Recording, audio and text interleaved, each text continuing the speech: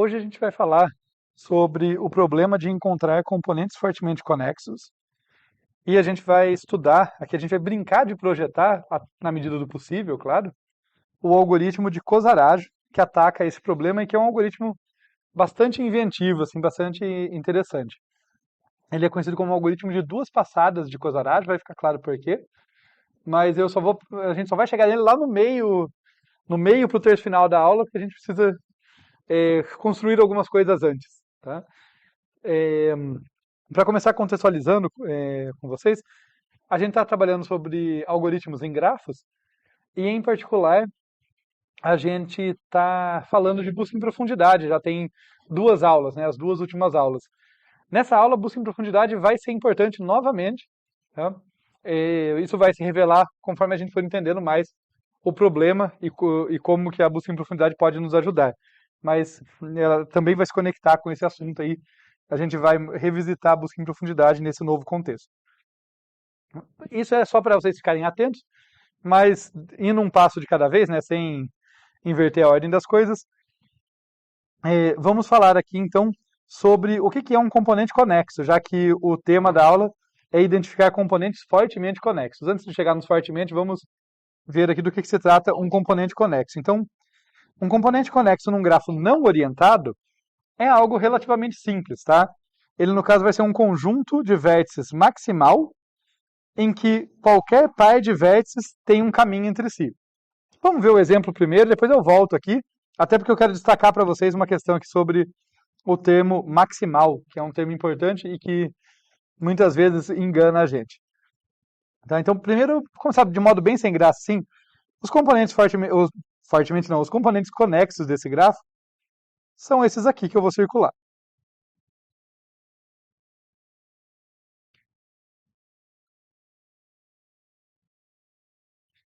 A gente consegue, por inspeção, facilmente, é um problema pequenininho, olhar que qualquer par de vértices dentro de um desses três componentes que eu construí tem caminho de um para o outro, né? Por exemplo, aqui, se eu pegar esse vértice e esse, eu consigo pelo menos um caminho ligando eles. Entre esse e esse também eu consigo um caminho. Não precisa ser uma aresta direta, né? Como eu fiz no anterior, pode ser assim também.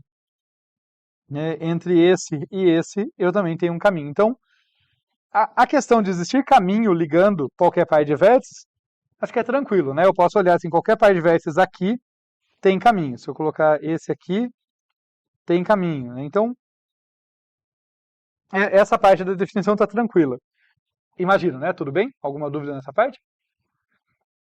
Tá legal. Se a gente consegue entender essa questão, então, dessa propriedade de ter caminho entre qualquer par de vértices para ser um componente conexo, por que o maximal é tão importante? Eu quero destacar isso para vocês.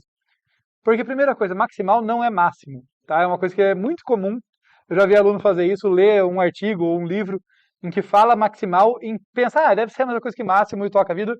E daí as conclusões dão todas erradas, porque não era essa a hipótese. Maximal não diz respeito ao maior de todos, como o máximo diz. Né? Nesse caso, para contrastar, se eu falar qual é o componente conexo desse grafo que tem o tamanho máximo, né, o maior número de vértices, né, o máximo no sentido do número de vértices, vai ser esse aqui, por exemplo, tá? Em relação aos outros dois, né, porque esse aqui tem três vértices, esse aqui tem 2, esse aqui tem 5. Tá? Maximal é outra coisa, tanto que cada um desses é um conjunto maximal. Tá? Como é que pode isso? O que significa maximal, então? Maximal, a gente diz de um conjunto com relação a uma certa propriedade, quando não existe nenhum outro conjunto que contém ele e preserva aquela propriedade. Falando assim dá nó na cabeça, né? Mas eu só quis apresentar a definição para a gente ver aqui um exemplo. Peguem esses caras aqui, por exemplo. Esse parzinho de vértices. Ele tem caminho indo e voltando ali entre qualquer par de vértices aqui, dentro desse conjunto? Tem. Então ele é um componente conexo? Não é. Esse azulzinho não é, porque ele não é maximal. O que significa isso? Significa que eu sou capaz de encontrar outro conjuntinho que contém todos os elementos dele, no caso todos os vértices dele, e que preserva essa propriedade. Olha, o laranja.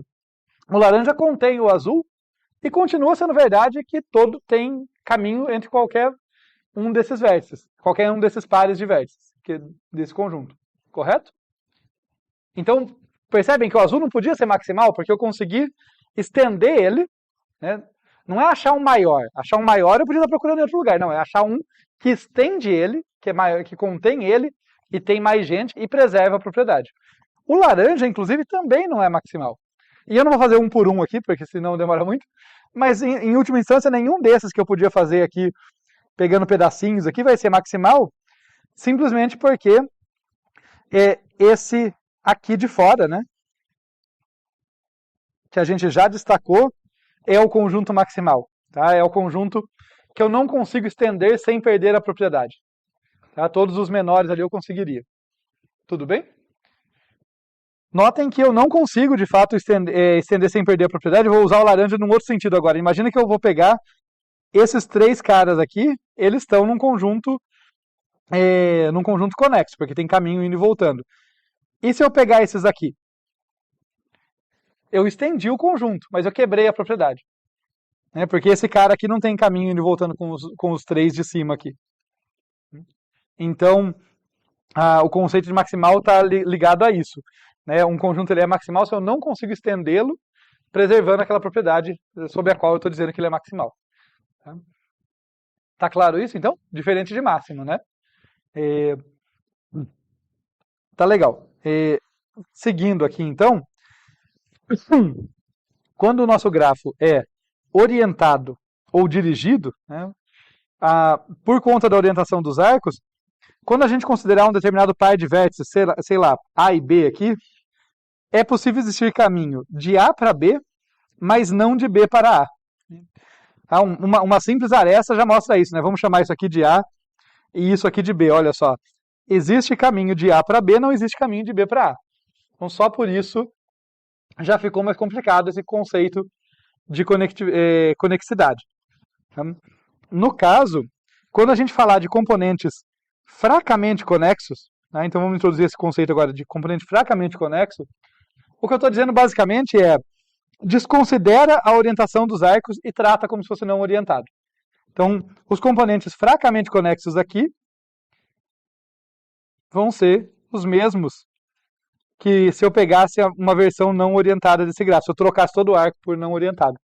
A motivação para isso, tá? Só para, não que precise, né? É só um conceito.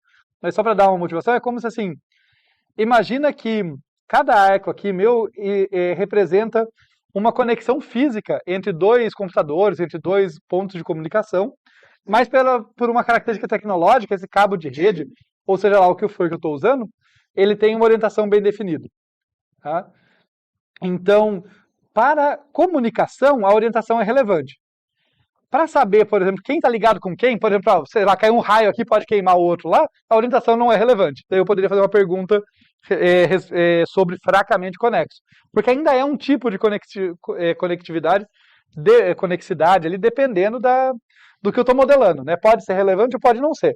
Né? Nesse caso, se fosse um cabeamento físico, ainda está me contando alguma coisa, né? Quem está ligado com quem, ainda que não exista comunicação num dos sentidos, passando por aquele cabo. Mas agora vamos chegar onde a coisa é realmente interessante, que é nos componentes fortemente conexos, que é o motivo da gente estar aqui. São esses que a gente está mais interessados.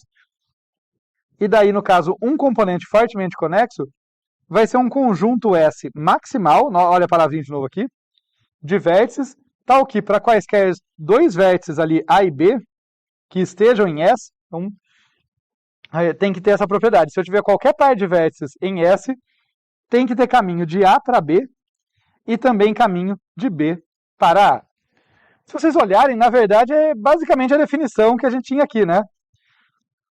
Tem que existir caminho entre qualquer par de vértices, só que existe caminho indo e voltando, né? Explicitamente. Agora estou explicitando. Se eu pegar essa definição e for num grafo não orientado, vai dar o mesmo resultado, porque no grafo não orientado qualquer arco vai e volta. Então, se existe caminho de A para B, tem caminho de B para A. Agora aqui não necessariamente, né? Então a coisa fica mais interessante. Vamos ver aqui, por exemplo, esse vértice mais à esquerda é um vértice que tá isolado, porque ele só tem arco saindo dele. Então já de cara eu olho para ele e falo, opa, ele vai ser um componente fortemente conexo isolado. Porque ainda que ele alcance alguém, ninguém o alcança. Então já não tem chance de ter um outro vértice que conecta com quem ele se comunica e que se comunica com ele. Tá? Então esse aqui já não dá. Esses dois aqui já estão mais bem servidos, né? Um se comunica com o outro. Isso me faz querer falar que isso aqui é um componente fortemente conexo. Para verificar se é mesmo, eu tenho que ver todo mundo que eles alcançam, ver se não dá para estender. Porque lembra, o componente fortemente conexo é maximal. Nesse caso não vai dar, né? Porque esse aqui, vou até destacar de outro jeito, esse aqui, né, da direita mais abaixo, é alcançado por eles, é alcançado por esses dois, mas não os alcança. Então se eu colocar ele no conjunto, não vai rolar. Não vai estar todo mundo tendo caminho indo e voltando, de qualquer parte. De modo semelhante, esse aqui alcança os dois aqui do meio, mas não é alcançado por eles. Então realmente eu não vou conseguir estender. E daí, estendendo aí sim esse raciocínio, né, eu consigo ver que esse vértice fica isolado, esse também fica isolado. Notem que esses dois aqui, esse aqui e esse, por motivos complementares, né? O de cima, aqui, porque só tem arco saindo dele. Portanto, não vai ter ninguém que o alcança para estar na mesma componente. Esse só tem arco entrando, então não vai ter ninguém que ele alcança para estar na mesma componente que ele. Agora, aqui, por exemplo, a gente tem 3 vértices que estão numa mesma componente. Tá? Notem que é interessante, estar na mesma componente não quer dizer estar conectado diretamente. Quer dizer ter caminho. Por exemplo, desse vértice aqui tem caminho até esse, passando por duas arestas, né, 2 arcos ali. Então é por isso que esses caras têm caminho, eles estão num ciclo orientado aqui, né? Tá? E esses dois já não é o caso, né? Esse cara aqui está em um componente, esse aqui em outro. Eles não têm comunicação indo e voltando, cada um está no seu próprio componente fortemente conexo. Ficou claro? Deu para entender por que eu fiz cada uma das divisões aqui? Alguma ficou esquisita? Tudo bem? Notem então nesse exemplo que, mesmo tendo pouquinhos vértices, né, pouquinhos vértices e bem conectados, porque tudo bem, esses caras aqui estão mais isolados, né, tem esses e esses. Aqui, mas mesmo aqui, ó, que está todo mundo meio que fisicamente, entre aspas, amarrado ali, né, dá para ter um monte de componente fortemente conexo. Pode perguntar.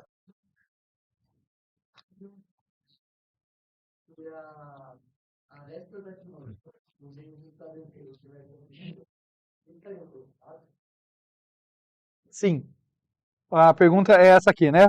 Se essa aresta aqui fosse nesse sentido, daí todo mundo estaria conectado, porque eu teria um ciclo orientado aqui, e daí colaboraria. Todos esses caras estariam no mesmo componente. Certo? Ficou claro para todo mundo? Então, de fato, quando eu coloco uma aresta, e a gente até vai voltar a falar nisso em outro contexto, quando eu introduzo uma nova aresta ali, ou troco a orientação de alguma, que gera ciclos, isso faz colabar componentes fortemente conexos distintos, eles viram um só. Né? Basicamente porque um ciclo significa que tem caminho indo e voltando entre todo mundo do ciclo, se a gente parar a pensar, né? Se eu tiver quaisquer vértices que estão num ciclo, vai ser esse o caso. Aqui vamos ver um outro exemplo, tá? Esse exemplo a gente vai explorar ele mais do que o anterior, mas nesse primeiro momento a gente vai só identificar os componentes fortemente conexos dele para a gente se achar aqui, né? Para a gente se situar. Então vamos ver, eu vou pegar convenientemente, eu vou olhar para os vértices aqui mais à direita. Notem que esses vértices aqui, ó, eles estão num ciclo orientado, né? Então eles se comunicam mutuamente, mas eles não se comunicam com nenhum dos outros, porque os outros alcançam eles, ó, mas não tem nenhum arco voltando aqui. Né? Então eu já consigo identificar que aqui nós temos um componente fortemente conexo. De modo semelhante, esses caras estão num ciclo orientado, os caras mais da esquerda, mas eles alcançam os demais, só que não são alcançados. Então também estão isolados nesse sentido. Né? Tipo, eles até poderiam se comunicar com aqueles, mas para o conceito de fortemente conexo, que demanda que vá e volte conexão, né? Que vá e volte essa ligação, também estão isolados. E daí a gente percebe que esse cara aqui de cima é um vértice isolado também, né? Porque ele só alcança os da direita que não alcançam ele de volta. E só é alcançado pelo da esquerda que não alcança ele de volta. A mesma coisa para os caras de baixo aqui, né? Os carinhas de baixo estão num ciclo também, então eles se comunicam entre si, mas eles também só são alcançados pelo da esquerda e só alcançam o da direita. Ok? Então, identificamos os componentes fortemente conexos aqui e vamos ver uma propriedade bem interessante que a gente tem a partir daqui, tá? Que vai curiosamente ligar o que a gente está vendo aqui com um pouco do que a gente viu na última aula, que a gente falou sobre DAGs na última aula, né? Sobre grafos orientados a cíclicos. Então note que eu vou aqui fazer uma operação no grafo que é contrair cada componente em um único vértice. Então para cada componente eu vou desenhar apenas um vértice aqui. Então tem o componente da direita, da esquerda, de cima e de baixo, vou desenhar 4 vértices aqui então. E a conexão entre esses vértices, os arcos entre esses vértices vai existir se existia algum vértice do componente original, lá do grafo original, que tinha um arco atravessando de um componente para o outro. Por exemplo, esses arcos aqui, né, me fazem colocar um arco conectando aqui. Eu não vou colocar arcos múltiplos, porque o que me interessa é saber se tem ou não conexão. Então, no caso aqui, basta um. Tá? Então tem 2 ali, mas tudo bem, posso representar com um só aqui. Esse arco aqui vai me fazer colocar esse arco indicando que existe uma conexão ali indo do componente mais à esquerda para o de cima. Esses aqui, né, qualquer um deles bastaria, comunica o de baixo com o da direita. E esses aqui comunicam o de cima com o da direita. E daí a observação, é claro, é só um exemplo aqui, né, mas é que o grafo contraído é um DAG, é um Directed Acyclic Graph, é um grafo dirigido a cíclico, e fica a pergunta, será que isso é uma coincidência? Será que foi só nesse caso ou será que isso se repete? E a gente vai ver, relaciona com a pergunta que você fez antes, que não é uma coincidência, porque se eu supuser aqui por contradição, tá? Não vou fazer uma prova formal, mas só para pegar as ideias. Imagina que tem algum ciclo aqui, sei lá, se eu introduzir um arco aqui, tá? Que gera um ciclo. Esse grafo não é mais dirigido a cíclico, né? Se eu colocar esse cara azul. Esse arco azul significa, para ele existir, significa que no grafo descontraído, né? Que no grafo original tem algum vértice, sei lá, esse aqui, do componente mais à direita, que tem um arco indo para o componente mais à esquerda. Mas se esse arco existisse, todo mundo aqui tinha comunicação com todo mundo. Né? Note que esses caras aqui passariam a ter comunicação com esses, né? Só que daí esses aqui já alcançam os de baixo e a gente teria um ciclo aqui, que não dá para enxergar nada, porque eu rabisquei demais, mas aí a gente pode aproveitar o modelo e observar, né, que olha, se esse arco azul existisse, eu teria um ciclo entre esses componentes e todos eles colaborariam em um só. De modo semelhante, eu teria um ciclo entre esses componentes, eles também colaborariam em um só. Tá? Então, se o meu grafo contraído tiver algum ciclo, quer dizer que eu não identifiquei corretamente os componentes fortemente conexos. Porque, na verdade, eu identifiquei como componentes diferentes alguns que eram para estar juntos. Tá? Simplesmente porque a introdução de qualquer ciclo aqui no grafo contraído significa a introdução de um arco que vai gerar ciclos e, portanto, vai fundir componentes no grafo original. Beleza? Tá claro isso? Isso aqui foi para a gente começar a explorar o problema e tal. Agora a gente vai tentar desenvolver uma intuição, começar a desenvolver uma intuição de um algoritmo para resolver esse problema. Então deixa eu dar uma limpada nesse grafo aqui. Eu quero que sobre, tá? Eu definitivamente não quero que sobre a minha arte ali, né, de colocar esse arco a mais. Aquele arco azul não existe, vou limpar aqui também, tá, gente? Foi só para mostrar, né, uma situação atípica. E daí, para desenvolver a intuição, vamos, sobre como resolver, a gente pode começar a pensar em fazer buscas em grafo. Né? Afinal, estamos nesse tema, né? Vamos fazer busca em grafo, vamos ver, será que se eu fizer uma busca em grafo eu identifico alguma coisa? Tá? E daí a gente pode vir aqui e começar uma determinada busca. Vamos dizer que eu vou começar uma busca a partir desse vértice aqui. Tá? A partir daqui eu vou seguir o único arco que esse cara tem, que é para baixo. Chego nesse aqui. Daí eu sigo o único arco que sai dele, que é para esquerda, venho para cá. E daqui eu poderia tentar seguir o arco para a direita, para cima ali, mas já foi visitado, né? E acabou minha busca. Notem que, coincidência ou não, essa busca identificou corretamente um componente fortemente conexo. Eu já vou dizer para vocês que isso não é totalmente coincidência, tem alguma coisa aí, porque a própria definição de um componente fortemente conexo envolve essa ideia, né, que a gente comentou, de que essa ideia não, né? A própria definição envolve exigir que exista caminho indo e voltando entre qualquer par de vértices. Então, se eu começar uma busca em um vértice qualquer de um componente fortemente conexo, por definição, ele tem que ter caminho para todo mundo daquele componente. Tem que alcançar todo mundo daquele componente. Então, a busca alcançar o pessoal daquele componente não é surpreendente, era esperado. Está na própria definição de ter caminho de todos para todos. Isso não quer dizer que o nosso problema está acabado. Na verdade, as partes mais difíceis ainda virão. Tá? Por quê? Porque por mais bonita que essa ideia seja, a gente vai ver que ela precisa ser cuidadosamente aplicada. Notem aqui. Se eu pegar, por exemplo, começar uma busca por esse vértice, daí, sei lá, eu vou seguir esse arco.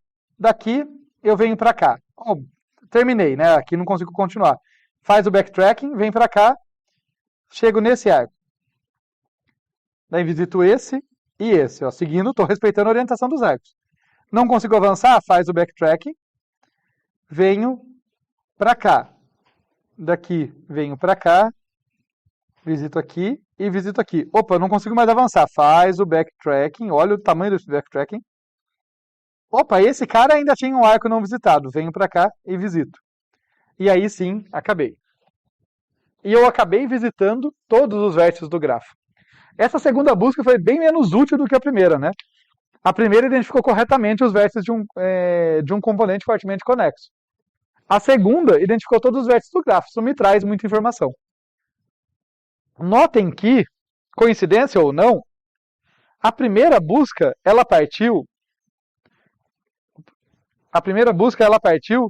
de um vértice, de um componente, de um vértice que no grafo contraído corresponde a um vértice sorvedouro. Né? Ela partiu desse cara aqui, e no grafo contraído esse cara estava aqui, né?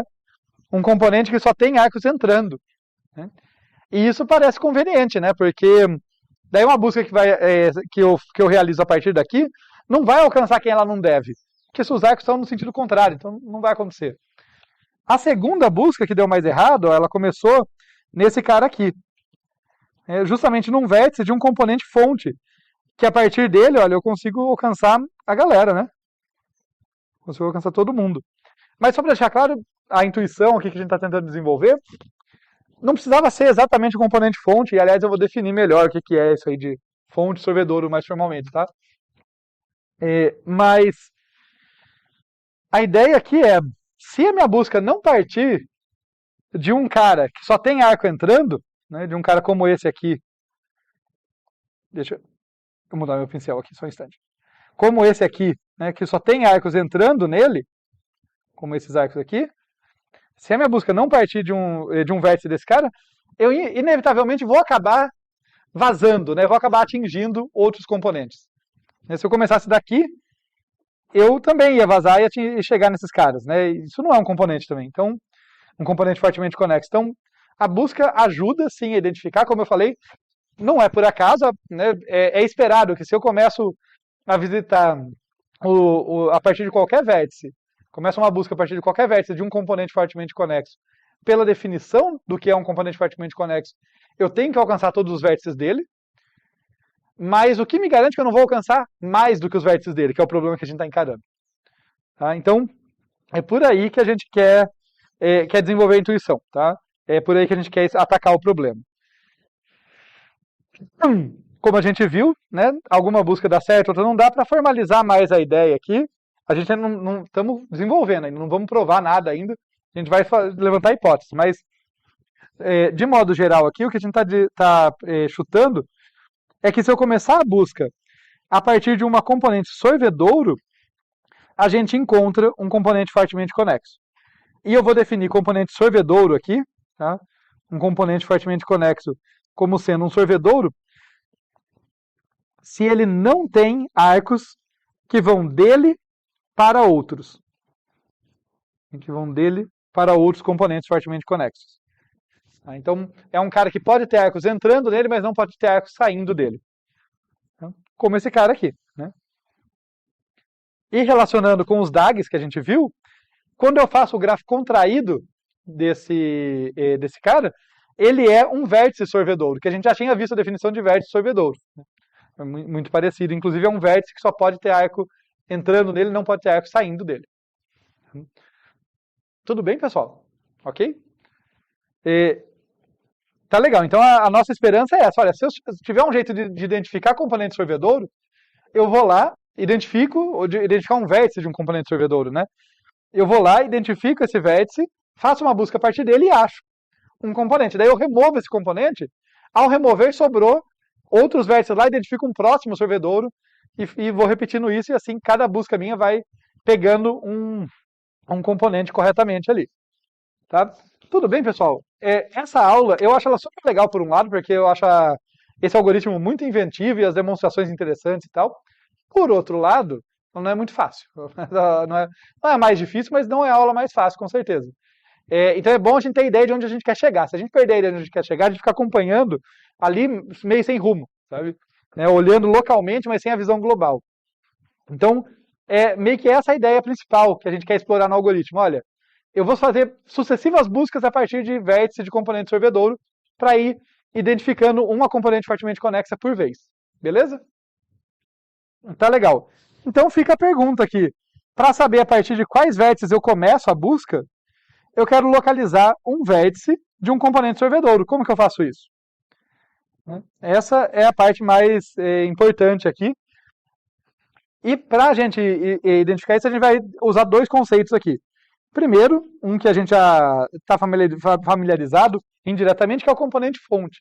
É complementar ao componente sorvedouro, né? O componente sorvedouro que a gente acabou de falar é um componente fortemente conexo que não tem arcos saindo dele. A fonte é um componente fortemente conexo. Um componente vai ser fonte se ele for um componente fortemente conexo, que não tem arcos vindo de outros componentes.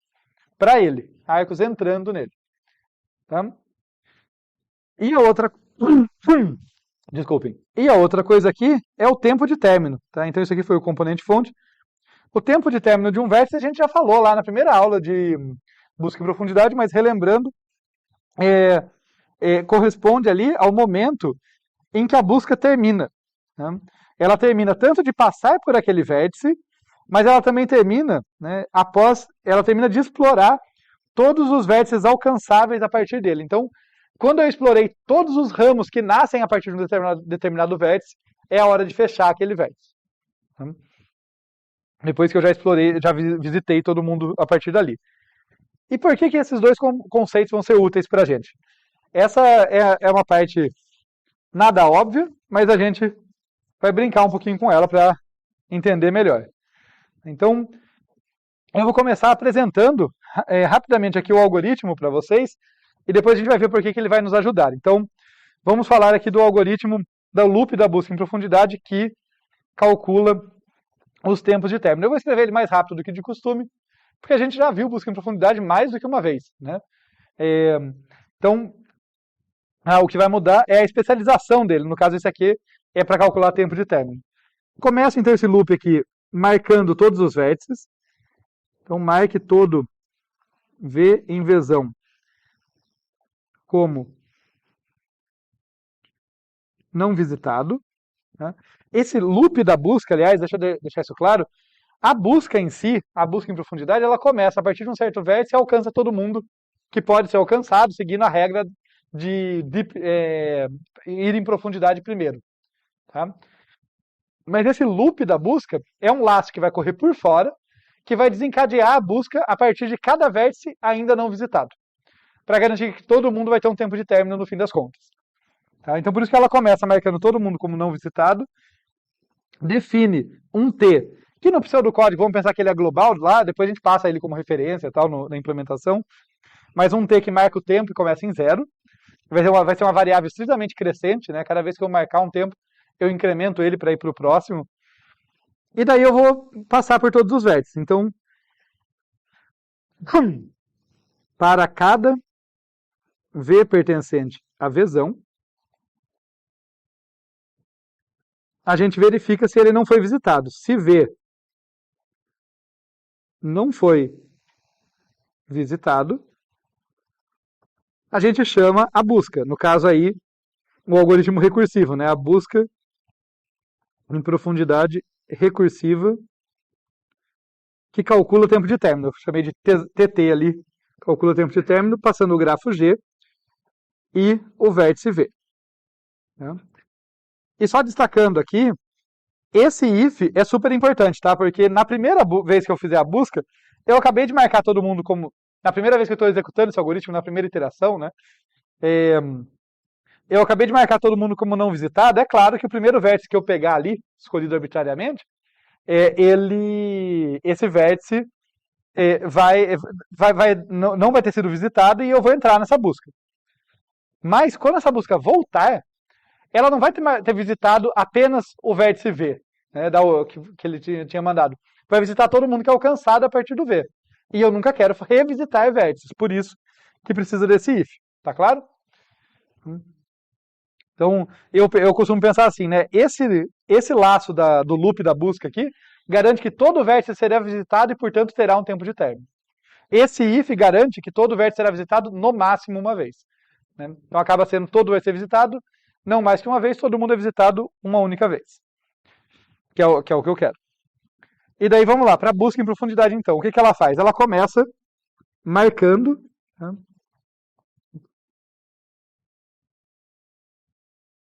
Marque V como visitado. Lembrando que na hora de implementar, basta às vezes um simples vetorzinho de binários ali, de zeros e uns, ou de booleanos, para marcar quem foi visitado e quem não foi. Tá? Então, marca o V como visitado, e daí a busca em profundidade ela vai aprofundar a partir dos caras que ela alcança, que o V alcança, melhor dizendo, né? Que ela alcança a partir do V. Então, vem aqui para cada arco VW, né? Ou seja, para cada vizinho W do V, se W não foi visitado, porque eu nunca revisito vértices,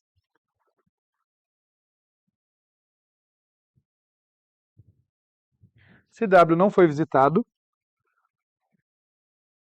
desencadeia uma busca, né? No caso a busca em profundidade recursiva calcula o tempo de término, a partir de W. Até aqui tudo bem? Busca em profundidade básica, que a gente já viu, né? Quando termina esse laço aqui, quer dizer que eu terminei de visitar todo mundo que eu alcançava a partir do V. Está na hora de marcar o tempo de término. E é isso que eu vou fazer. Então vem aqui tempo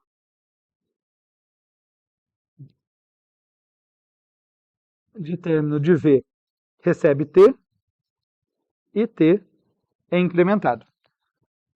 Destacar uma coisa aqui. No pseudocódigo é mais simples falar que, olha, tempo de término de V recebe T, fica mais fácil de entender, né? É como pensar um vetorzinho, uma função, né? Dada a entrada V, ela me devolve o tempo de T, eu atribuí o tempo de T ali. Pelo jeito que eu vou usar esses tempos de término, a implementação vai ser um pouquinho diferente. Tá? A ordem que eu vou guardar os tempos de término vai mudar um pouco. Só estou chamando a atenção disso para vocês agora, para vocês ficarem atentos quando eu mostrar, destacar isso na implementação. Tá?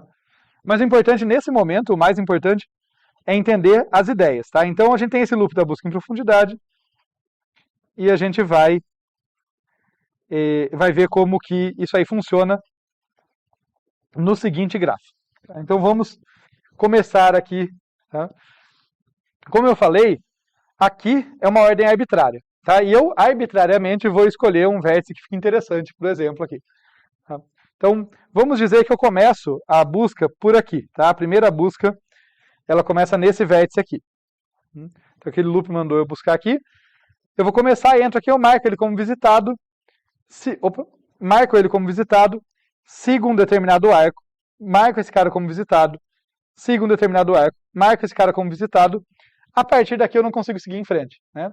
Foi o primeiro dead end aqui, o primeiro caminho que eu não consigo avançar. Marco, então, o tempo de término desse vértice igual a 0. Retrocedo para o vértice aqui de baixo. Dele eu também não consigo mais avançar. Marco o tempo de término igual a 1. Quando eu retrocedo para o vértice origem ali, opa, esse tem mais de um vértice. Né? Tem mais de um arco, perdão. e o destino dele não foi explorado. Então, venho para cá, daqui eu venho para cá, daqui eu venho para cá, daqui eu não consigo mais.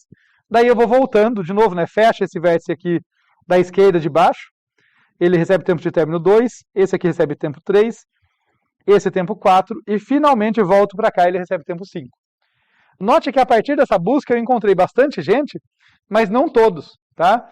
Daí a importância desse loop da busca em profundidade aqui, que vai tentar começar a busca a partir de cada um. Claro que quando ele tentar começar a busca a partir desse cara, já vai ter sido visitado, não vai acontecer nada. Aquele if me protege. Né? A partir desse cara, a mesma coisa. A partir desse também não vai acontecer nada. Quando ele tentar a partir desse, aí a busca recomeça. Faz sentido? Ok? Então a gente veio aqui, o que eu estou dizendo é, na primeira iteração aqui eu comecei, né, eu comecei uma busca por aquele vértice que eu tinha destacado aqui. Ele visitou uma galera. Na segunda iteração aqui, sei lá, ele pode ter tentado visitar na segunda, na terceira, na quarta e assim por diante, iterações aqui. Ele pode ter tentado visitar vértices que já estavam marcados como visitados, que já tinham sido encontrados. Daí ele vai pular, até que eventualmente ele acha um outro que não foi visitado. Foi o caso aqui. Então daí esse cara, a partir daqui ele vem para cá, não dá para continuar, e daí eu vou finalizar os tempos aqui. Então fica com o tempo 6, 7 e 8. Tá? Vamos pensar aqui quem são os componentes fortemente conexos desse gráfico. Tá? Se vocês olharem, são 3... Opa, fiz errado. São 3 ciclos que eu tenho aqui, né? E esses ciclos não se comunicam, não tem arco indo e voltando, não se comunicam, pelo menos não nos dois sentidos, né? Então os componentes fortemente conexos são esses aqui.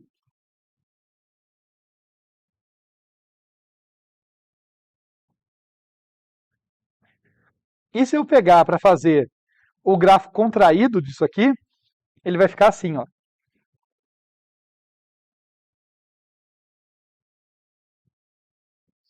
Né?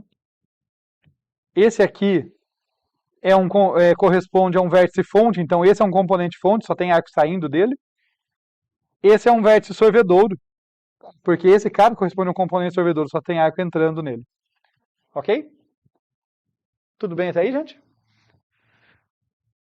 Bom, então temos esse quiz aqui que é central para entender esse algoritmo. O que a gente pode dizer sobre o vértice com maior tempo de término? O vértice com maior tempo de término, nesse caso, que eu vou até destacar aqui com outra cor, é o que tem tempo de término 8 aqui, né? É esse vértice aqui que tem tempo de término 8.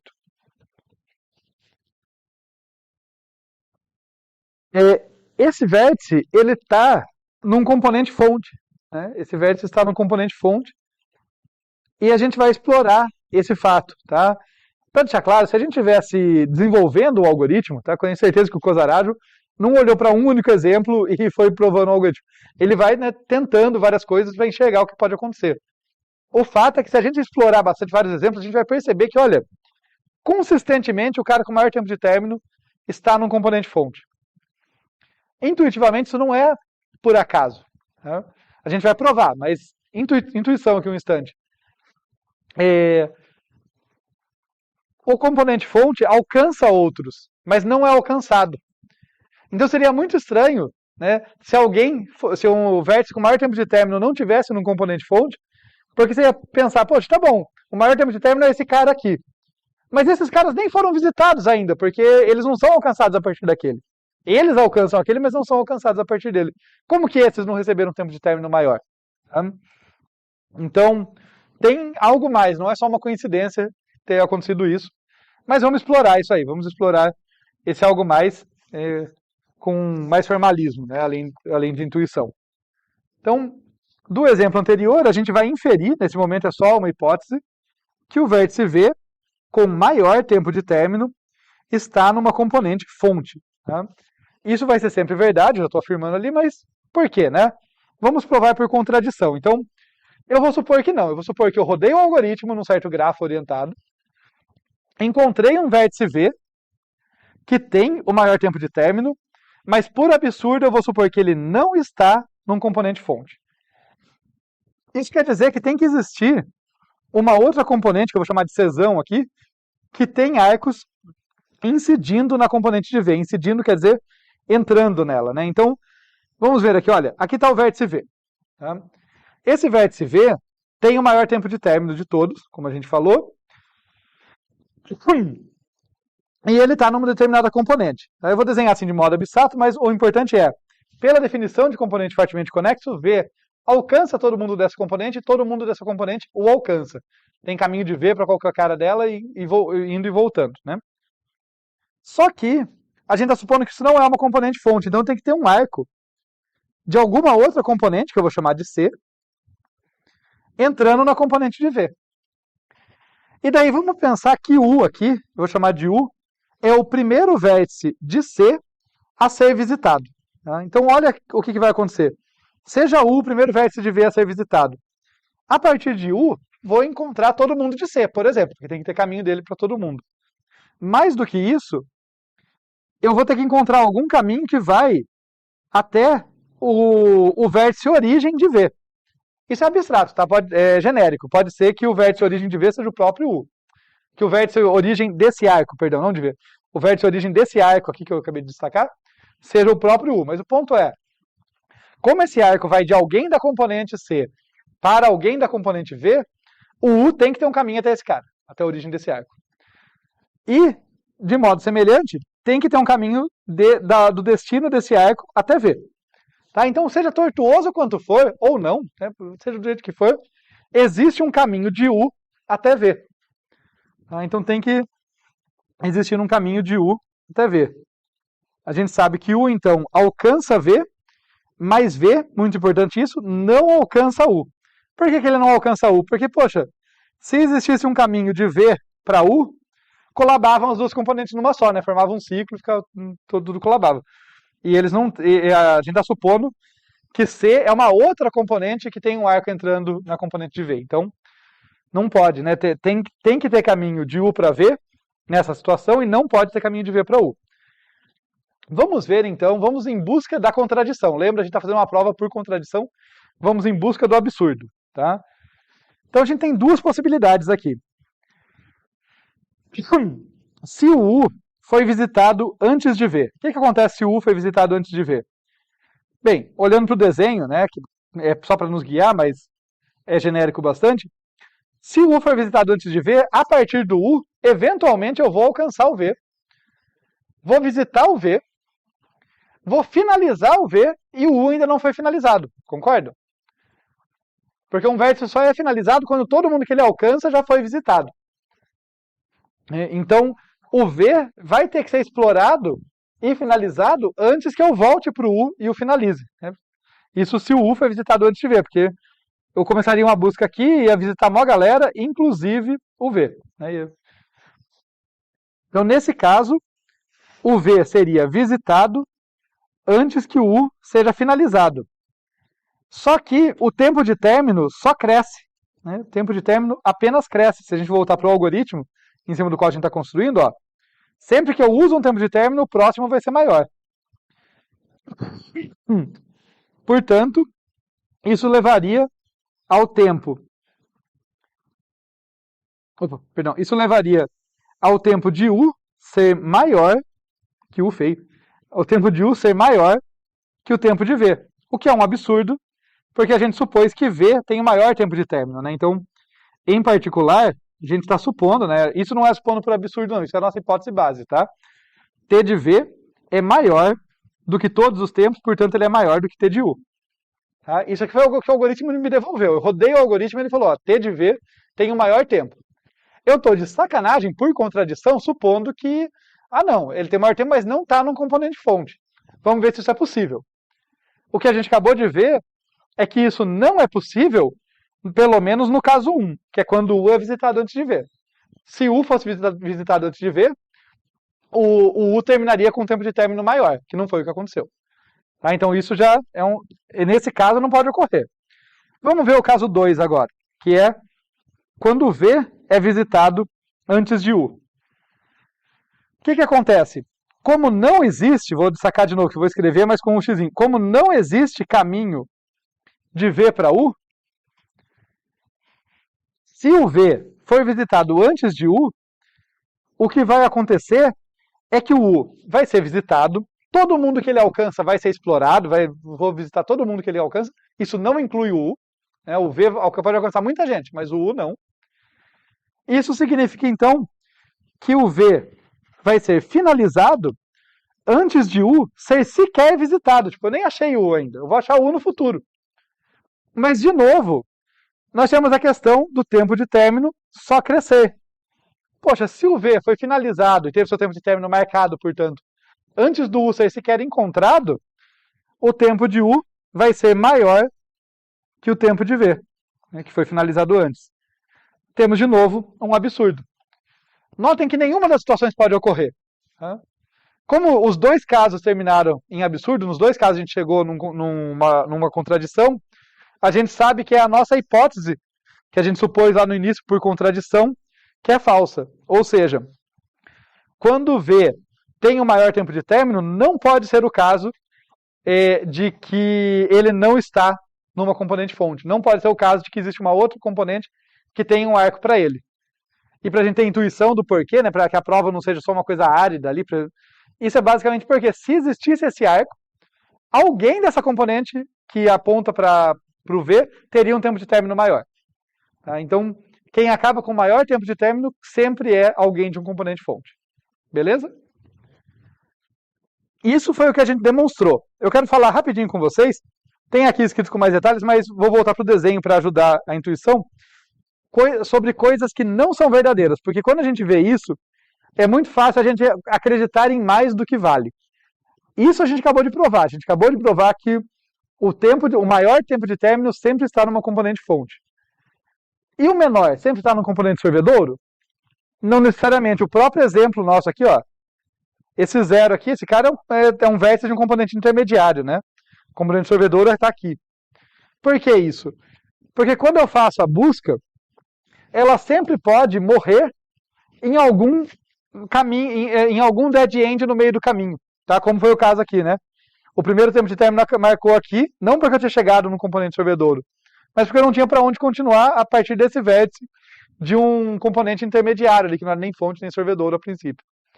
Tá? Então, é verdade, como a gente provou, que o maior tempo de término sempre está no componente fonte, o menor tempo de término pode estar em muitos lugares. Tá? Também não é verdade que os maiores tempos de término estão no componente fonte. Tá? Nesse caso aqui, até pode parecer isso, né? Olha, o 8, o 7 e o 6 são todos no componente fonte. Mas imaginem, se eu tivesse pego algo assim, vou pegar com um laranja aqui. Se eu tivesse começado a marcar os meus tempos a partir desse cara aqui. Ou melhor... Não, a partir desse cara aqui. Eu podia ter vindo para cá, visitado esse cara, vindo para cá, visitado esse. Tá? Isso começando do início, tá? Esse cara teria o primeiro tempo de término, esse o segundo, e só depois eu ia visitar todo o resto. Esse cara continuaria com o maior tempo de término, mas teria um tempo de término muito baixos no próprio componente dele. De novo, a gente não tem controle sobre os tempos de términos menores, porque a gente não sabe onde os primeiros caminhos vão morrer. Eles podem morrer por vários motivos, ele não deu para continuar. O que a gente sabe, e a gente provou, é que o maior tempo de término, esse sim, vai estar sempre no componente fonte. Beleza? Tá legal. Então agora a gente tem um algoritmo para identificar componente fonte, ou pelo menos identificar um vértice de um componente fonte. Pena que não era exatamente isso que a gente queria. Né? Sim, temos aqui código. Eu não vou, por falta de tempo, porque tem bastante coisa para a gente discutir conceitual aqui, e também pelo fato de que vocês já estão bem treinados em converter pseudocódigo para código, fica como exercício, tá? A gente viu o pseudocódigo aqui com detalhes. Isso é uma implementação possível desse pseudocódigo. Não vou passar em detalhes, exceto num lugar que eu quero marcar para vocês aqui. Olhem só. Aqui vem aquilo que eu comentei. Ó. O tempo de término, eu não marco ele indexado por V. O mais tradicional é a gente fazer isso. Né? Eu podia ter um vetorzinho tempo de término. No índice V, no índice do vetor V, eu coloco o tempo dele. Não é isso que eu estou fazendo. Eu estou indexando pelo tempo e colocando o rótulo do vértice no conteúdo. Tá? É um vetor indexado por tempos e o rótulo que está no conteúdo. Entendam, depois olhem com calma esse código, mas aí entendam por que a gente fez isso, tá? O que está sendo feito aí, tá? Qual que é o impacto disso? Tem um impacto importante de eficiência. Então, só para deixar para vocês pensarem nisso, por que isso é relevante, porque como a nossa ideia já sugere, eu vou querer depois fazer minhas buscas a partir do vértice com maior tempo de término. E falando muito por cima, assim, eu não quero ter que percorrer o vetor inteiro para descobrir quem é o maior. Então, indexando por tempo de término, o cara que está na última posição do vetor vai ser o vértice com maior tempo. O da penúltima vai ser o segundo maior e assim por diante. Né? É mais interessante fazer assim do que se eu indexasse por vértice, daí como que eu acho depois, né? Então, o pseudocódigo ele está desse jeito, né, ó, indexando por vértice, para facilidade de compreensão. Mas na hora de implementar eu faço um pouquinho diferente. Só destacando isso, é um bom exercício também, tá, gente? Saber converter pseudocódigo em código e saber ver assim, falar, ok, na hora de implementar tem mais de uma maneira de fazer. Essa compromete um pouquinho a eficiência, essa nem tanto. É legal ficar atento para isso. Mas beleza, então, passando para os códigos, pulando então os nossos códigos, vamos voltar ao problema em si, o problema central que eu quero atacar, que é encontrar componente fortemente conexo. Nesse momento, vocês podem me zoar de leve, porque vocês podem falar assim, poxa, você tinha um plano, né? Identificar componentes sorvedouros, um vértice de um componente sorvedouro, porque eu faço uma busca a partir dele e identifico corretamente os vértices. E parabéns, você achou uma solução para o problema que você não queria resolver, você achou um vértice de um componente fonte. Tá? E essa sacada, por mais que seja simples, essa próxima sacada, é um dos motivos porque eu acho esse algoritmo tão bonito. Assim, como, né, sutis soluções ali podem resolver o nosso problema. Tá? Então, embora a gente tenha essa dificuldade aí, né, a gente descobriu como achar componente fonte, a gente já viu que buscar a partir de componente fonte é uma péssima ideia, né? O que é bom é buscar a partir de componente sorvedouro. Como que isso nos ajuda? Tá? Como que identificar componentes fontes, já que a gente queria componentes fortemente conexos que eram sorvedouros, pode nos ajudar? Alguém quer dar um chute? Porque essa é uma passagem bem elegante do algoritmo, é um dos pontos que faz eu achar esse um dos algoritmos mais bonitos do nosso curso. E não é difícil, mas é uma sacada bem boa. Queremos achar vértice de componente sorvedouro. Temos um algoritmo que encontra um vértice que com certeza pertence a um componente fonte. Como que a gente resolve esse problema?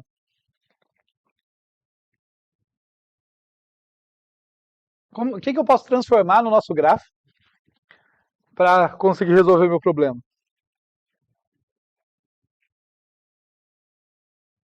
Olha só que sutil. Eu posso inverter os arcos. Se eu inverter todos os arcos do grafo original, o que era um componente fonte mesmo? É um componente que não tem arco entrando. Quando eu inverter, ele não tem arco saindo. Então agora ele é um componente sorvedouro. O que era um componente sorvedouro no grafo original? É um componente que não tem arco saindo. Quando eu inverter, agora ele só tem arco. Agora ele só tem arco saindo. Né? Ele não tem arco chegando. Portanto, um sorvedouro no grafo original é uma fonte no grafo reverso. Se eu inverter todos os arcos e rodar esse meu algoritmo que identifica fontes no grafo reverso, eu consigo identificar o sorvedouro do grafo original. Elegante, né? Então, essa é a ideia principal. Daí fica só uma curiosidade para vocês aqui, um quizinho aqui, que é o seguinte, tá bom, fonte vira sorvedouro, porque todo arco que estava saindo agora está entrando, nenhum arco sai. Sorvedouro vira fonte, porque todo arco que estava entrando agora estava saindo, nenhum arco entra. Agora, por que essa operação é segura no sentido dela não destruir componentes fortemente conexos? Porque se ela detonar com o meu grafo inteiro, resolve também, né? Por que ela não corrompe meus componentes fortemente conexos? Eu afirmo isso. Se dois vértices estão no mesmo componente fortemente conexo, depois que eu inverto os arcos, eles continuam. Pensem nisso, pensem nesse quiz, tá? Por que ela não corrompe. Não é difícil, mas tem um argumento simples ali para isso. Tá? E passa pela definição. O que significa dois vértices estarem no mesmo componente fortemente conexo? significa que tem caminho indo e voltando. Tá? Mas aí vocês pensam nisso. Finalmente estamos prontos para falar qual é o algoritmo de duas passadas aí. O algoritmo de duas passadas de Kozarajo. Então, primeiro passo. Computa o G reverso invertendo todos os arcos de G. Então, nesse momento, tenho o G reverso. A gente vai ver isso. Esse eu acho que é o único código que eu vou olhar com um pouquinho mais de detalhes. O resto eu vou focar nos pseudocódigos e nas demonstrações. Isso dá para fazer em tempo linear. Tá? No mesmo tempo que eu gasto para ler um grafo, eu consigo, num tempo proporcional, transformar um grafo num grafo reverso. Tá? Uma operação bem simples e elegante, bem útil nesse caso e em outras situações também. Passo 2. Roda o loop da busca em profundidade no G reverso para calcular tempo de término. O que eu vou conseguir daí? Eu vou conseguir identificar uma fonte, grafos, vértices que são fonte do G reverso e, portanto, são sorvedouros do meu grafo original. E daí eu rodo o loop da busca em profundidade que identifica componentes no G. Esse loop da busca em profundidade que identifica componentes, ele vai seguir a ordem decrescente ali do tempo de término. Tá? Então ele vai sempre dos vértices que têm maior tempo de término para os que têm menor, e com isso ele vai corretamente identificar as componentes fortemente conexas. Tá? Esse último loop da busca ali, ele basicamente vai colorindo o grafo. Eu gosto de pensar desse jeito, acho que facilita. Tipo, no momento que esse loop vai começar a partir de um vértice, que a gente vai ver ele em mais detalhes, mas só para passar a ideia, ele leva uma cor com ele, sei lá, cor 1, é a primeira cor. Todo vértice que ele encontrar a partir dali, ele vai pintar de 1, ele vai rotular de 1. Daí quando volta o loop da busca, ele fala, ok, todo mundo que eu alcançava a partir daquele vértice eu já pintei. Então todos esses caras já estão num componente, já foram identificados. Daí eu lanço o loop, eu começo a busca a partir de um outro vértice não visitado, em ordem decrescente de tempo de término de novo. E daí eu coloco a cor 2 em todos os vértices que eu alcançar a partir dali.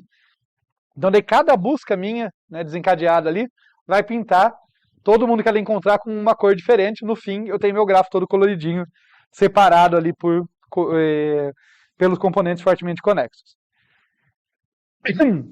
Eu falei que eu ia passar mais rápido aqui. Notem que a eficiência desse algoritmo, tá, eu já vou passar até aqui, ela vai ser da ordem de n mais m. Tá? E às vezes eu me esqueço de destacar isso, é super importante, muito elegante. Muito impressionante, aliás, não só elegante. Porque não é um problema simples, e esse algoritmo ele vai gastar da ordem de n mais m, eu já vou mostrar para vocês porquê, mas é da ordem de n mais m para inverter o grafo. O loop da busca em profundidade, a gente já viu isso, o loop da busca em profundidade visita cada vértice uma vez, cada arco de cada vértice também uma única vez. Então também vai ser da ordem de n mais m, número de vértices mais número de arestas, para visitar todos os... para encontrar os tempos de término.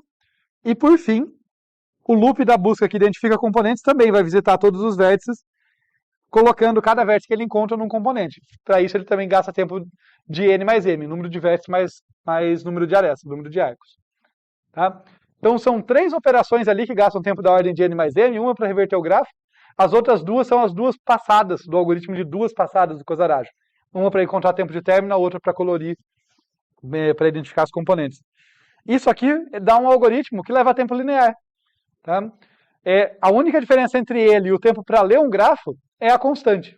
É só isso. Porque no caso ele faz um pouquinho mais de trabalho. Né? Tem que reverter, depois passar uma vez, fazer a busca e passar outra vez, fazendo outra busca. Mas é tempo linear ainda assim. Tá? É uma diferença muito pequena ali com uma operação tão simples quanto ler um grafo para algo que não é nada simples, né? Resolver esse problema não é um problema simples. Tá claro isso, gente? Com a ressalva de que isso aqui eu não mostrei para vocês, né? Eu vou observar agora. Então, eu falei que o único código que eu ia entrar brevemente era essa parte da reversão. Note aqui que a gente inicializa o grafo reverso ali vazio. E o que a gente faz aqui? Olha, nesse laço aqui, a gente passa por cada vértice. Para cada vértice U que eu tenho ali, eu vou identificando, dentro desse laço que percorrendo os vizinhos dele, para cada vértice U, eu identifico para cada vértice U aqui, eu identifico um vértice para o qual ele tem aresta, para o qual ele tem arco, um vértice V. Então, basicamente, o que eu estou dizendo é, sempre que eu achar, tá, nesse while aqui, um arco UV, tá, então eu encontrei um arco V, eu mando inserir um arco VW. Um arco VU, perdão. Então, eu percorro os vértices ali, cada vez que eu acho um arco que vai de U para V, eu mando inserir um arco V, um arco que vai de V para U. Tá? Na lista do vértice V, um arco que vai para o U. Tá? E isso aqui leva tempo da ordem de N mais M, porque eu passo por todos os vértices, para cada vértice eu passo pelos arcos dele. Tá bom? Tudo bem, pessoal? Depois aqui, só detalhes técnicos, né? Mas basicamente, chamando o loop da busca em profundidade e o loop da busca em profundidade que identifica componentes. Né? Aqui é que calcula tempo de término, aqui é que identifica componente. Destacando que, olha só, esse tempo de término aqui, que é esse vetorzinho que eu aloquei aqui, nesse ponto ele está sendo preenchido. Eu estou calculando o tempo de término. Nesse ponto ele está sendo usado para determinar a ordem que eu visito os vértices. Beleza? Vamos ver aqui então. Aqui eu já falei disso, mas só para preencher, a eficiência dele é da ordem de N mais M. Um quiz aqui para vocês. Qual que é a eficiência de espaço desse algoritmo? Tá? Fica para vocês olharem com calma todas as passagens deles ali, construir grafo reverso e tal, para determinar a eficiência de espaço. Mas eu estou roubando vocês levemente porque aqui, ó, eu não apresentei o pseudocódigo do passo 3. Né? O passo 2 eu apresentei direitinho, tanto o pseudocódigo e o código está lá, o passo 3 eu não apresentei. Para me poupar tempo, eu vou fazer o seguinte. E como é uma busca em profundidade também, é um loop da busca em profundidade também, eu vou voltar aqui, deixa eu ver se eu acho o lugar certo. Não achei. Ah, aqui, achei. Eu vou voltar aqui, vou pegar todo esse pseudocódigo e vou colocar lá destacando as mudanças, né? Porque é outro loop da busca em profundidade, mas está especializado numa coisa diferente. Então a gente vai poder ver aqui quais são as principais mudanças. Tá? Lembrando, o que esse cara está fazendo? Tá? O que eu quero fazer agora? Nesse loop da busca em profundidade que identifica componentes. Tá? Esse laço ele vai percorrer todo mundo, sempre mudando o rótulo com o qual os vértices vão ser marcados. Tá? Então, eu venho aqui, ó, marca todo V como não visitado. Beleza, isso continua normal para eu saber nunca revisitar um vértice. Ao invés de T igual a 0, eu não quero mais calcular tempo de término, eu vou ter R igual a 0. R é o rótulo que eu vou usar. Tá? Ele vai começar em 0 aqui, mas na verdade eu vou marcar a partir de 1. Tá? Porque antes de cada busca eu vou incrementar ele. Aqui vem uma diferença super importante. Esse cara não vai visitar os vértices em qualquer ordem. Ele tem que visitar os vértices em ordem decrescente de tempo de término, certo? Foi por isso que eu calculei o tempo de término antes, senão por que eu fiz aquilo, né? Então eu vou colocar aqui um comentário, tá? De uma operação que vai estar escondida aqui, mas só para deixar claro. A gente vai supor aqui que eu mudei os rótulos dos vértices, tá? Então, vamos supor aqui que os vértices estão rotulados aqui em ordem decrescente de tempo de término. O que eu quero dizer com isso é que, só para simplificar, no pseudocódigo, na implementação eu vou mostrar para vocês como que a gente faz, mas no pseudocódigo eu vou mudar os rótulos de modo que o vértice N perdão, o vértice N é o que tem o maior tempo de término, o vértice 1 é o que tem o menor tempo de término, tá? Então eu vou percorrer aqui esse laço para V igual a N até 1. Tá? Então aqui a ordem importa. Lembro que no pseudocódigo anterior, da outra busca, da primeira passada do Cosarajo, eu falei, olha, essa ordem não importa. Aqui a ordem importa. Aqui, quando eu escrevo para V de igual a N até 1, o que eu estou dizendo, a ideia aqui, por isso que eu coloquei o comentário antes, é que eu estou começando pelo vértice que tem maior tempo de término, depois eu vou tentar pelo que tem o segundo maior e assim por diante. Tá? Para garantir que eu estou sempre indo por vértices que são por vértices que estão num componente sorvedouro, tá? Para identificar corretamente os componentes. Se V não foi visitado, isso mantém igual, manda a busca em profundidade, só muda o nome, né? A busca em profundidade recursiva que identifica componentes no grafo G até V. Tudo bem? Esse loop da busca, gente, a ideia tá clara? Agora vamos mudar, então, essa parte de baixo aqui. A gente começa marcando V como visitado, isso não muda. Só que nessa de marcar V como visitado, eu já vou aproveitar, tá, para marcar qual que é a componente dele. Então, marca V como visitado fazendo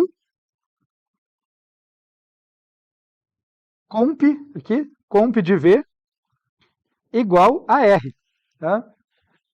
O R aqui, no caso, é o meu rótulo. Aliás, falha minha, gente. Quase eu cometi uma gafe aqui, ó.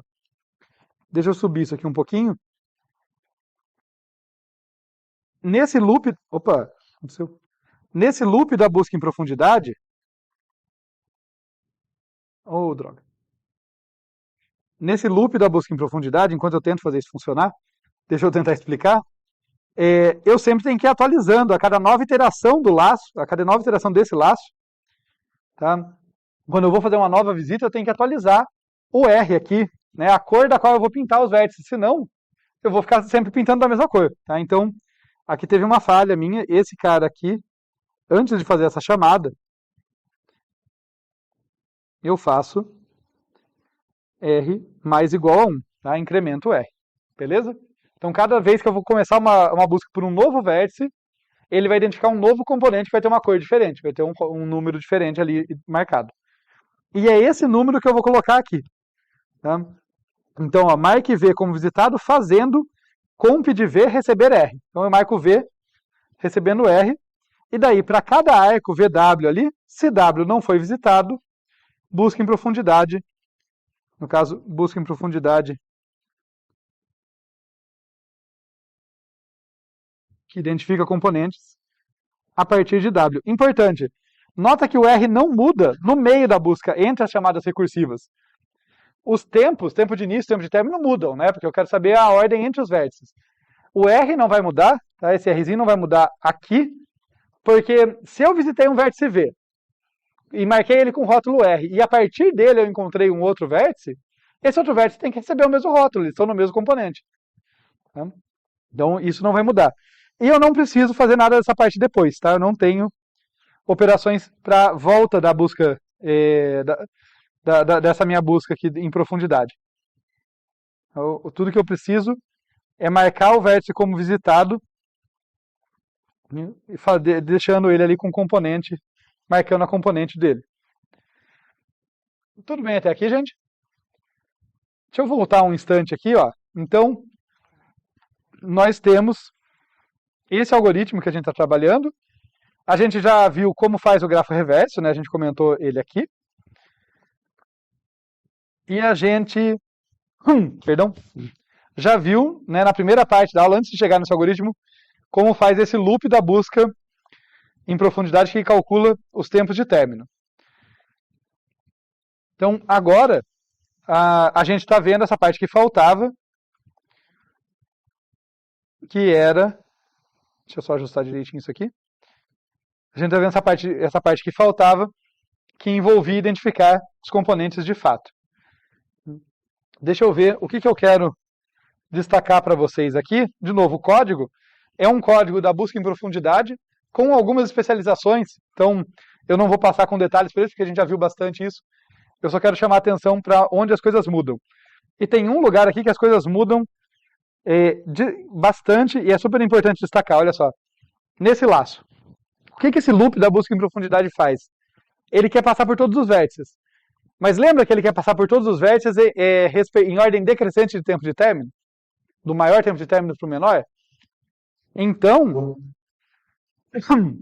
o que esse laço faz, vejam que interessante, é que ele não está andando, olha só, ele não está andando nos vértices, ele está andando num índice I aqui, que vai de n-1 até 0, decrementando a cada vez, e esse índice I está indexando o vetor término I, o vetor tempo de término, perdão. Isso quer dizer, na última posição desse vetor está o vértice com maior tempo de término. E é isso que ele pega aqui. Né? Esse V, ele está pegando o rótulo do vértice com maior tempo de término, que foi guardado lá pelo algoritmo anterior. Esse cara que preencheu o tempo de término para mim, voltando aqui para vocês verem. Ó. Esse cara que preencheu o tempo de término para mim dessa forma. Que eu até comentei, olha, eu não estou guardando indexado por vértice, estou guardando de modo indexado por tempo ali. Então, na última posição dele, eu vou ter o cara com maior tempo de término. Quando começa aqui em n-1, eu tenho o cara com maior tempo de término. Pega esse vértice. Conforme eu vou decrementando, eu vou sempre pegando os vértices em ordem decrescente de tempo de término, que era o que eu queria. Ok? Então é essa a diferença principal desse loop aqui para o loop anterior. Né? Ele toma esse cuidado. Fora isso, eu estou passando aqui o vetor dos componentes e o número do componente atual. Tá? Então, todo vértice que essa busca encontrar vai ser pintado com o número daquele componente. Fica aqui um quiz para vocês. Ó, por que na busca, para calcular tempos de término, tá? Então na busca anterior, a gente usou um vetor visitado. Se vocês olharem essa implementação aqui, eu não estou usando um vetor visitado. Tá? Eu uso o próprio comp aqui para evitar isso. Tá? Eu marco todo mundo, toda a componente de todo mundo com -1, e daí eu vou usar esse vetor comp aí para me identificar. Né? Se o cara está com o valor da componente igual a -1, isso indica para mim que ele ainda não foi visitado. Se ele já tem um valor maior ou igual a 0, no caso maior ou igual a 1, eu acho que é o padrão que eu estou usando, isso indica para mim que ele já foi visitado, já recebeu uma cor, né? Já recebeu uma componente, já foi associado a uma componente. No cara anterior, tá? Né? No algoritmo anterior, a gente usava um vetor visitado explicitamente. Então fica aqui o quiz para vocês pensarem. Por que não foi tão fácil substituir, naquele caso, mas como que a gente poderia substituir ele, evitar ter esse vetor a mais? Tá, não muda nada drasticamente no algoritmo, mas a gente poderia economizar ter esse vetor visitado se a gente for um pouquinho esperto. Tá, então, esse é o quiz que eu quero deixar aí. E esse aqui, né, só para destacar, esse código aqui foi o código do loop da busca para identificar componentes. E aqui é a busca em si que está identificando componentes. Né? Olha, ela marca o componente e sai fazendo a busca ali nos vizinhos. Tá bom, falta uma coisa principal para a gente fazer, que é mostrar que o algoritmo está correto. Então, vamos destacar aqui de novo qual é o algoritmo. Tá? O algoritmo de duas passadas de Kozarajo. Ele vai calcular o grafo reverso, vai calcular os tempos de término, né, fazer o loop da busca lá para calcular os tempos de término no grafo reverso, e depois, em ordem decrescente de tempo de término, visitar os vértices no passo 3. E eu quero mostrar que esse algoritmo está identificando corretamente as componentes. Ou seja, tá? O que eu quero mostrar, sendo mais específico?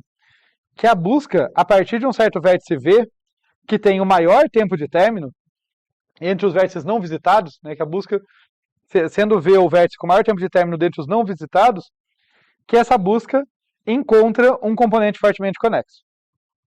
É isso que eu quero. Quero mostrar que o passo 3 faz coisas certas. Né? Quando ele faz uma busca, conectando lá com o início da aula, para ficar menos vago para vocês, basicamente que seja uma busca do tipo da busca roxinha que identificou esses caras e não do tipo da busca azul que identificou todo mundo.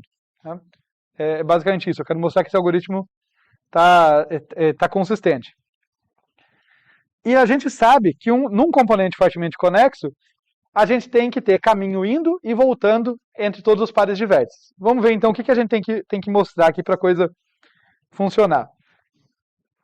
vamos pensar que V aqui é a origem de uma determinada busca no passo 3. Tá? Então, eu disparei uma busca lá no passo 3 a partir de V. V é o vértice com maior tempo de término atual, né, que ainda não foi visitado. Pode ter caras que já foram visitados antes, mas dentre os que não foram visitados, ele é o com maior tempo de término.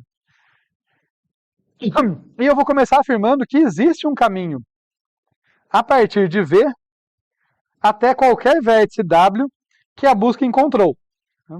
Por que isso? Tá? É uma afirmação até meio boba. O que eu estou dizendo é, por definição, se eu tenho um vértice V aqui, ele sai fazendo a busca e encontra uma galera. Tipo, vou desenhar meio genérico aqui. Sai um monte de caminhozinhos ali. Ele vai encontrando o pessoal nesse caminho. Então, por definição, existe um caminho de V até todos os caras que ele chegou. É isso que a busca faz, né? Encontra todo mundo que pode ser alcançado. Vamos chamar, sei lá, esse cara de U, esse cara de W, só para a gente pensar. Tá? Isso vale para quaisquer caras que o V encontrou, mas só para a gente raciocinar. Então, a gente só tem que mostrar, e eu vou argumentar isso com vocês, a gente só tem que mostrar que existe um caminho de um vértice W, por exemplo, qualquer, até V. Por que isso? Porque, imaginem aqui, tá, que eu já tenho o caminho de V até U, e eu já tenho o caminho de V até W. Né? Se eu mostrar para um vértice qualquer que foi alcançado a partir do V, que existe caminho voltando desse grafo até V, eu estou mostrando que existe um caminho, por exemplo, de U até V. Mas como eu falei de modo genérico, também existe caminho desse W até V. Se eu mostrar isso para um vértice W, um vértice qualquer, certo? Só que, se existe caminho de V até todos os vértices que ele alcança, e desses vértices até V, como caminhos podem ser concatenados, a gente tem transitividade na propriedade de conexidade. Que jeito complicado de falar isso, né?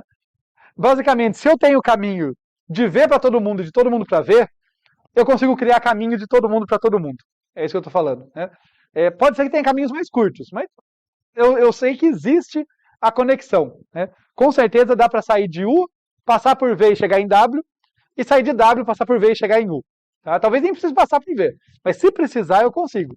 Então eu consigo ter caminho indo e voltando entre qualquer par. Pegando uma outra cor para destacar, então isso quer dizer que eu teria essa situação aqui. Caminho indo e voltando entre qualquer par, desde que, e vamos destacar isso seja verdade. A ida é muito fácil, né? O caminho de V para os vértices é por definição. É isso que a busca faz. A volta que a gente vai provar. A gente vai provar que um cara qualquer que o V alcançou, de fato tem caminho voltando. E é uma prova bem bonita. Vamos ver se a gente consegue fazer ela em relativamente pouco tempo e se eu consigo fazer vocês acompanharem e verem a beleza que essa prova tem. Tá? Então, tudo que eu preciso mostrar é que se eu pegar um vértice W qualquer que foi alcançado a partir de V, eu quero mostrar que existe um caminho a partir de W até V em G.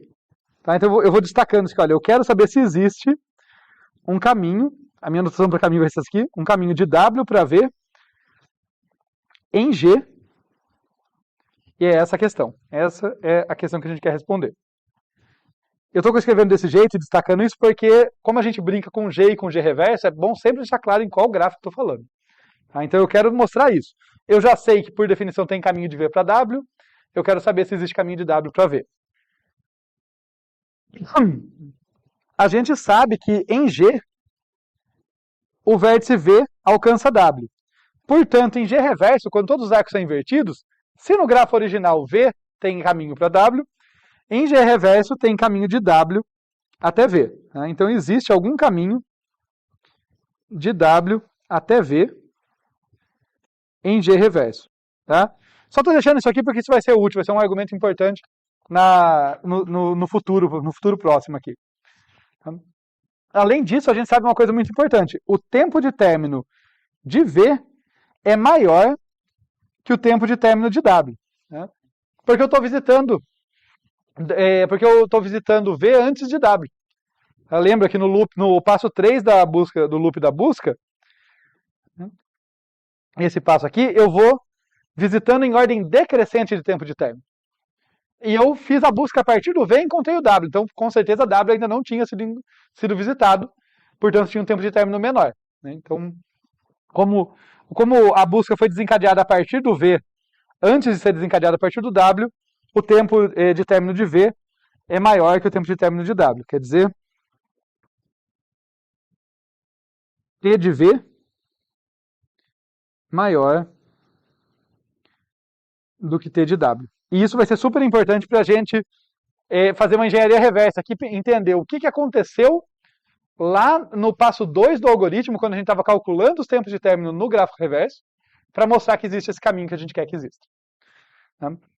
Então, primeiro, vamos determinar qual vértice entre esses dois, né, entre V e W, foi visitado antes. Tá? Qual deles foi visitado antes no passo 2?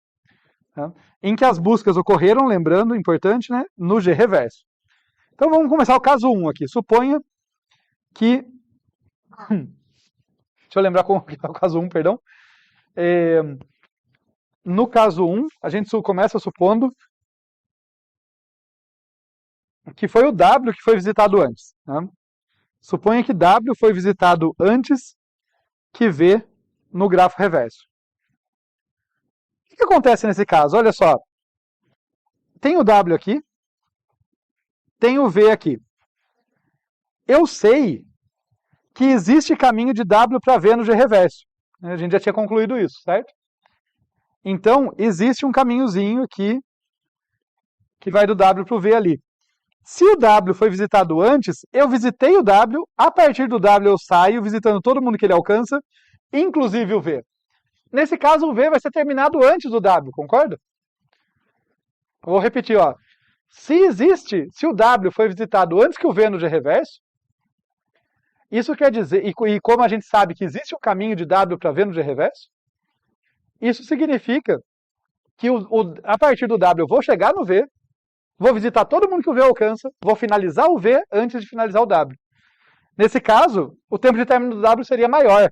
Mas eu já sei que não foi isso que aconteceu, porque na rodada que eu fiz o algoritmo, não estou dizendo que isso não poderia acontecer. Estou dizendo que na vez que eu rodei o algoritmo, o V foi visitado, o tempo de término do V foi maior. Tá? Eu estou pegando isso como hipótese no meu algoritmo. Então, nesse caso, o tempo de término de W seria, tá? Foco no seria, maior que o de V, né? Ou seja, eu teria T de W maior do que T de V,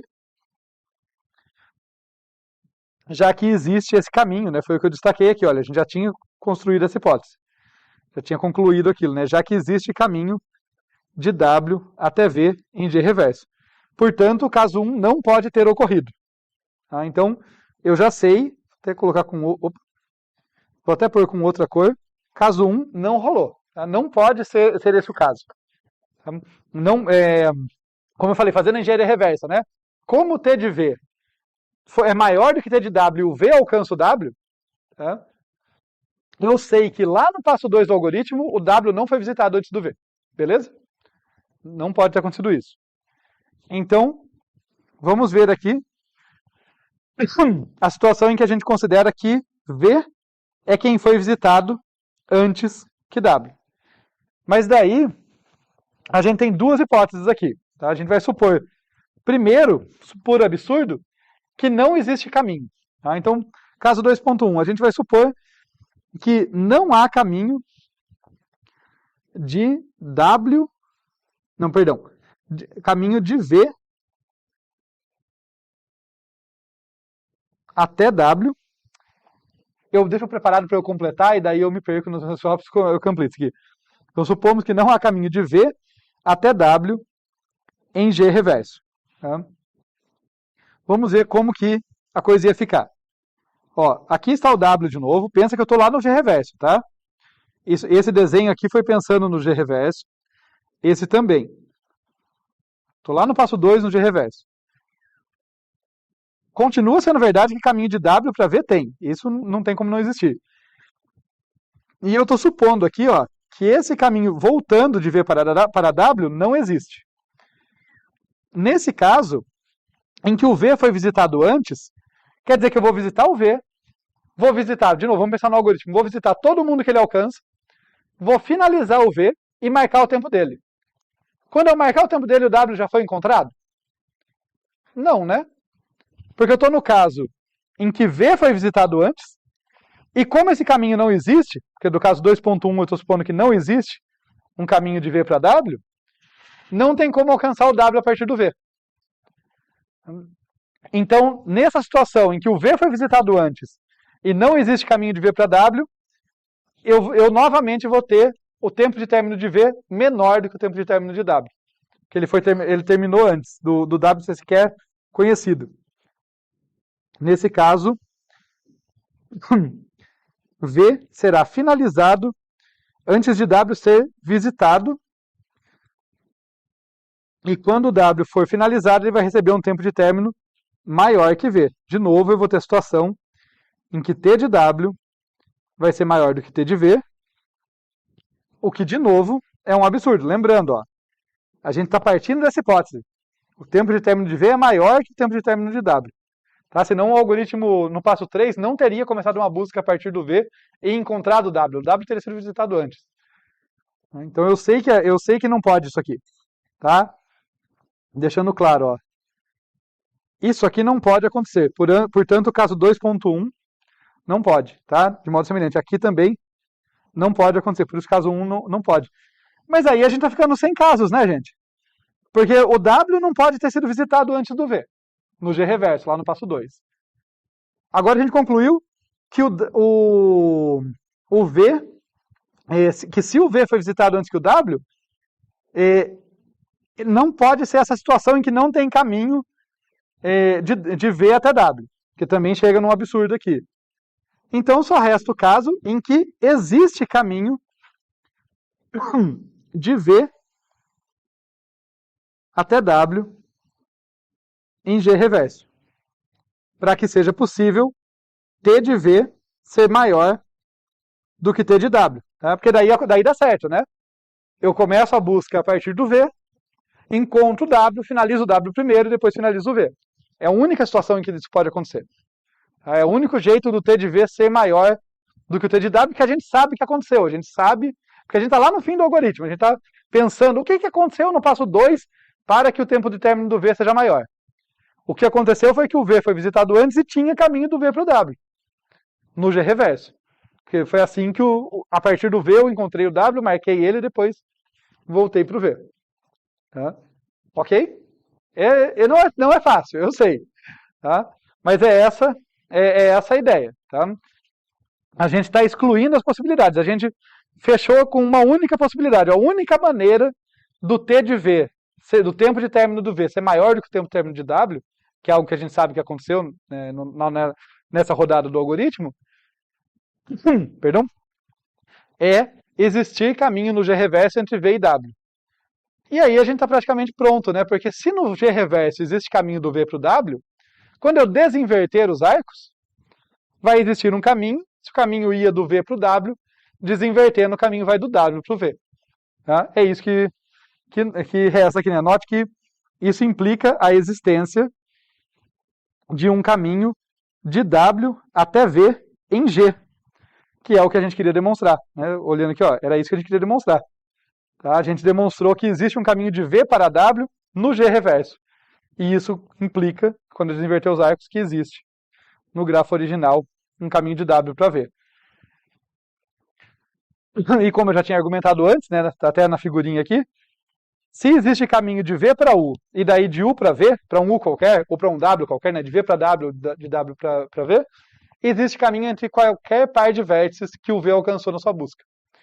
Portanto, todo mundo, ó, olhando para o algoritmo aqui, todo mundo que uma rodada dessa busca aqui, todo mundo que uma chamada dessa busca aqui, marcar com esse número de componente aqui, vai estar, de fato, num mesmo componente fortemente conexo, vai estar marcado corretamente. Tudo bem? Ou pelo menos mais ou menos, gente? Esse não é o algoritmo mais fácil do curso, eu sei. Mas, ok? Para finalizar, então, eu reforço aqui, antes de falar disso daqui, que existe um valor, tá? Um grande valor, na verdade, entre vocês revisitarem o que a gente viu e fazer o exercício de passar do pseudocódigo para o código. Tá?